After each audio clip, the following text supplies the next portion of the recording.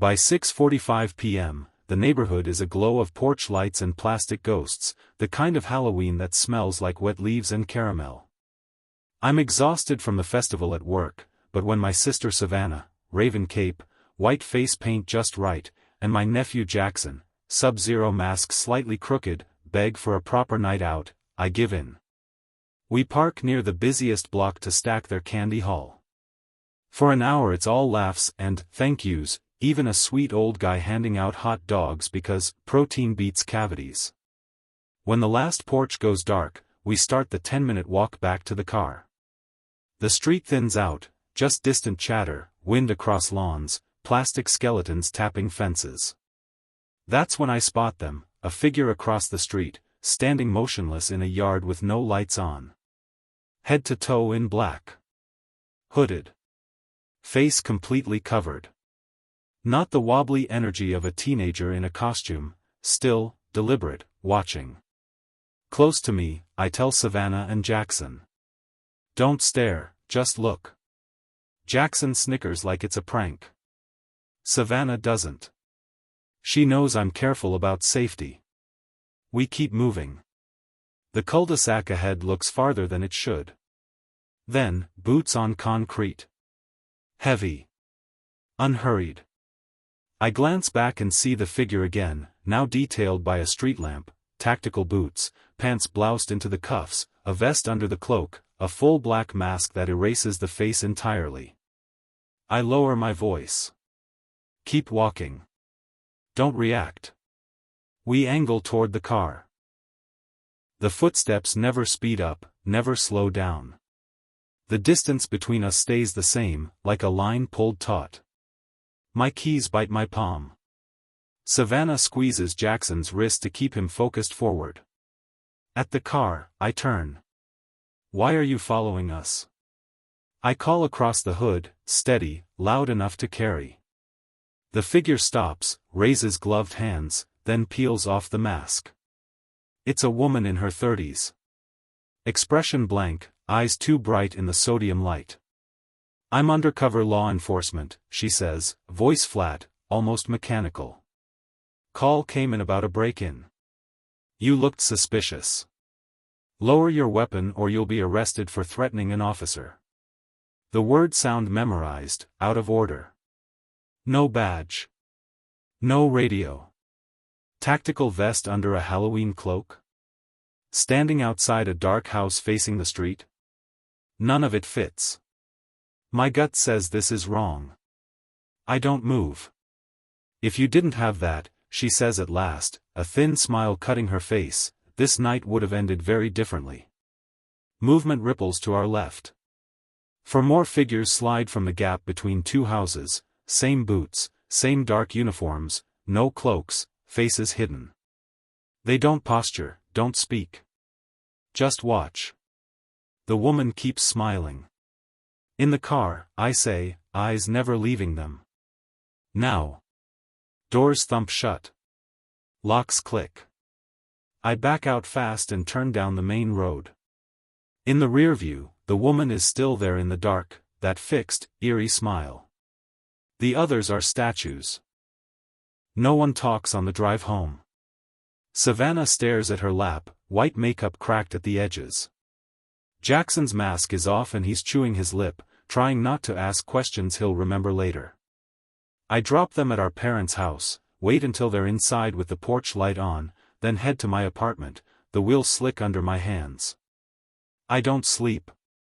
Every hallway shadow looks arranged. Every elevator ding feels timed. In the morning, a text buzzes my phone from a number I don't recognize. No words, just a photo. My car, taken from the far corner of my apartment lot. Angled. Distant. Like proof. I file a report. The officer is sympathetic but practical. Without a direct threat, it's a note in a system and a case number on a card. I drive back to that dark yard before sunset, knock on the door, and ask the homeowner if there was a break-in on Halloween. He blinks, confused. No. I turned in early. Didn't hear a thing. Walking back to my car, the questions scatter like leaves in the wind. Why a cloak over tactical gear? Why shadow the crowd, then close in when the street emptied? Why us, when there were families everywhere? And how did a stranger who never asked my name send me a photo of my car 12 hours later? That night I order a doorbell camera and wedge a chair under the knob out of habit more than need. Sleep edges in close to dawn. Just before I drift off, the woman's smile snaps into focus behind my eyes. Too calm, like she knew how the night was supposed to end, and she was already rewriting it. I was 12 and the resort felt like a movie set built just for Halloween, 10 cabins in a horseshoe, a small lake rimmed with cattails, orange string lights stitched along the lodge roof, the smell of wood smoke and caramel apples hanging thick in the air. My parents checked us in before sunset, handed me a plastic wristband, and told me I could roam the games area as long as I stayed where the lights were. I met a kid my age named Ryan, face painted into a glow-in-the-dark skeleton. We traded candy at the ring toss and promised not to tell if we won the same prize twice. By 7 the hay wagon was full, families perched on bales, a tractor idling by the barn, torches planted along the dirt trail like stars pulled to the ground.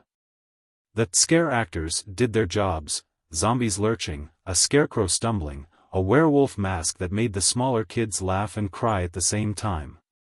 It was harmless, scripted, loud. Then we hit a patch of trail where the torches were spaced too far apart. The tractor slowed. The cold slipped into the wagon like a draft under a door. I looked right and saw him standing just outside the light, a man in a black jacket and baseball cap, hands sunk in his pockets, still as a fence post. Not part of the show. No theatrics. Just watching. Our eyes didn't exactly meet, it was too dark for that. But it felt like they did. I glanced around to see if anyone else noticed, parents pointing at the fake zombie by the stump, kids giggling into their sleeves. I checked back and the man hadn't moved. Not a step. Not an inch. When the wagon looped home, the noise and light washed over everything again, bonfire crackling, cocoa steaming at the snack table, cheesy Halloween hits drifting from a speaker near the lodge. I convinced myself he'd been a maintenance guy or some dad in the wrong spot. Then, near the tree line, 30 feet off, I saw him again. Same jacket. Same hat. No cup in his hand. Not talking to anyone. Watching. Maybe he works here, Ryan said when I nudged him. Then why was he in the woods during the ride? I asked. Ryan didn't answer. By 9 the little kid crowd thinned. Staff started stacking the ring toss bottles, and parents carried sleepy pirates and unicorns back to cabins. Ryan dared me to walk the trail behind the cabins, just a little, flashlights on, to feel like we'd done something brave on Halloween. I didn't want to be the one who said no. We cut into the dark, our 2 beams bobbing over roots and damp leaves. The resort noise fell away until the only sound was our shoes chewing the dirt. We stopped near a clearing with a private property sign nailed to a tree, and we threw pebbles at it until the clinks sounded too loud. That's when we heard it, footsteps. Not rushing. Placed. Heavy enough to belong to someone older, someone sure of where they were going. Probably another kid, Ryan whispered, but I could hear doubt fall out of his mouth. We aimed our lights back down the path. The beams dissolved before they found anything. The footsteps stopped. For a second the woods felt like a held breath. "Hey there, boys," a man said.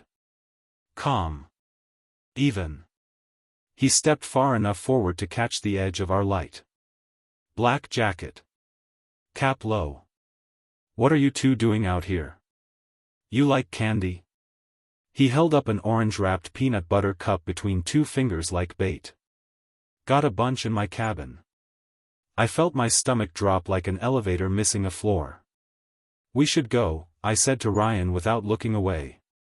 The man took 2 slow steps closer, hands down, voice still friendly. "It's Halloween. I saw you on the hayride. Come on, I'll walk you there. Run, I whispered, and we did, no plan, all instinct. The path became a ribbon that wouldn't end. Branches scratched our sleeves. I could hear his first few steps behind us. He wasn't sprinting, just matching, testing, but then the lights of the resort spilled between the trees and we burst into the firelit clearing, breath ripping at our throats. Adults turned. I found my parents and words tumbled out in pieces: man, woods, hayride, candy, cabin. Ryan nodded so hard his hood slipped. My dad and another parent took flashlights to the trail. Staff radioed someone. The man wasn't there anymore. The path looked exactly the way it had looked before we stepped onto it, ordinary and empty.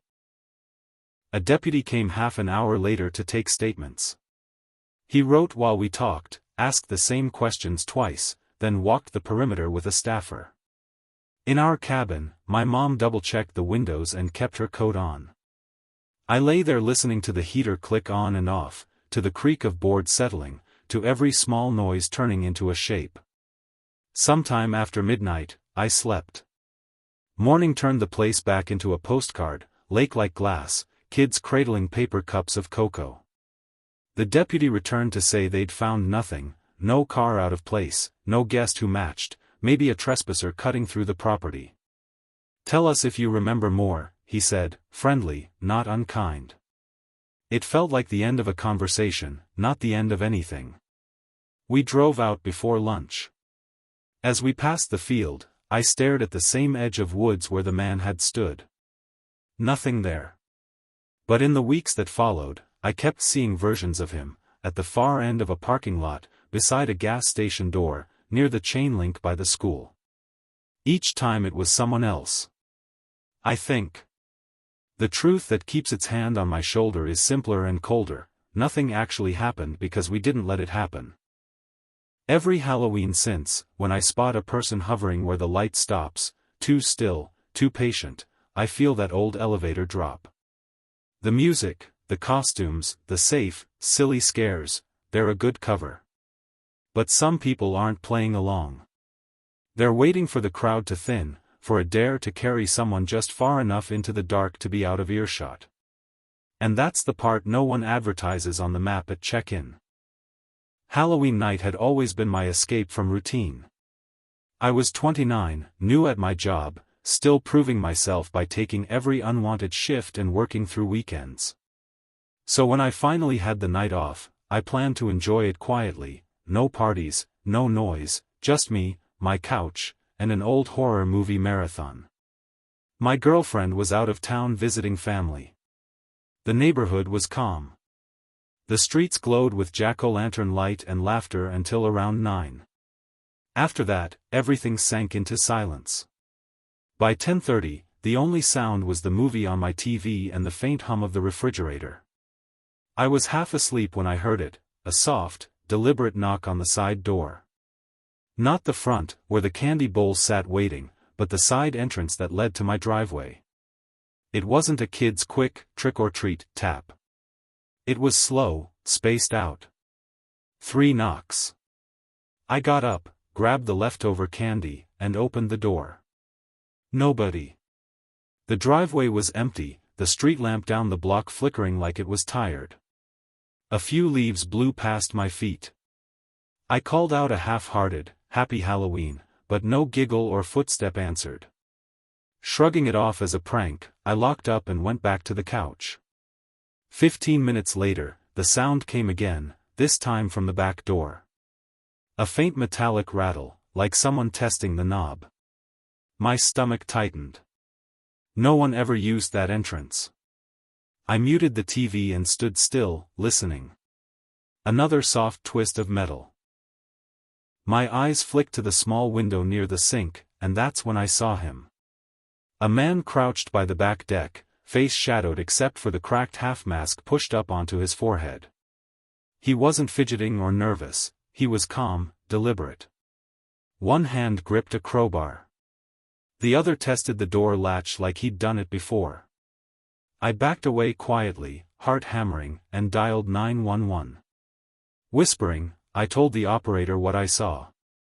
She told me to lock myself somewhere safe and stay on the line. I slid my phone into my pocket, grabbed a kitchen knife, and crouched at the top of the stairs. The dispatcher's voice was soft in my ear, steady, human. Downstairs, glass cracked, just one sharp sound, like pressure on a windowpane. I froze. "He's breaking in," I whispered. She told me officers were on their way. The man's footsteps circled the house. Every creak and rustle outside felt amplified. Then, silence. A flash of red and blue lights swept across my blinds a few minutes later, painting the room in color. The man bolted across my yard.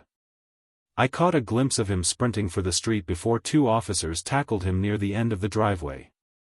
I didn't realize I was shaking until one of them helped me outside. The man's bag spilled open during the arrest: crowbar, duct tape, zip ties. He wasn't there to steal. He had come prepared for something else, something personal. Later, detectives told me he had a record. Burglaries, assaults, even links to missing person cases in nearby counties. I still live in that same house, but Halloween doesn't feel the same anymore. Every sound, the crunch of leaves, the tap of wind against glass, sounds too much like a knock. I still hand out candy, but when the porch light goes off, I double lock every door and check the windows twice. The officer told me that night, "You were lucky we were close." But luck isn't what kept me safe. It was instinct. It was paying attention when something didn't fit, the wrong kind of knock, the silence where laughter should have been. Halloween is supposed to be about pretend fear, ghosts, monsters, masks. But some masks aren't made of plastic. Some are cracked, half pushed up, hiding a face that doesn't want candy. And sometimes, the scariest part of the night isn't what's outside your door. It's the moment you realize someone's already there, waiting for you to open it.